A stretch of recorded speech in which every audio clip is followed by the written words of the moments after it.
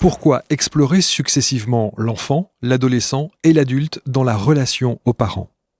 Alors on parle beaucoup de l'enfant intérieur, sauf qu'en fait on est plusieurs parties, on est découpé comme une poupée russe, une partie fœtus, une partie nourrisson, une partie enfant, une partie ado, une partie adulte, et chaque partie a une vie à part entière, avec des interactions, des désirs et des expériences totalement différentes. Un ado, il est en séparation avec ses parents. Et là aussi, on ne se rend pas compte, mais il y a des ados qui ont beaucoup souffert de cette étape. Voilà, c'était pas tout beau, tout rose pour tout le monde. Il y en a qui ont vécu du harcèlement, du rejet, de la violence. Dans la crise d'adolescence, l'enfant est censé s'émanciper de la mère gentiment pour aller faire sa vie d'adulte. Et malheureusement, la mère n'est pas toujours encline à laisser partir son enfant, donc elle le retient inconsciemment. C'est ce qui va donner des comportements transgressifs. Pendant l'adolescence, il y a l'empathie qui vraiment descend à bas bruit pour permettre à l'adolescent de transgresser et d'agacer sa mère. Alors c'est toujours les mêmes choses, hein. Quand on voit des ados, c'est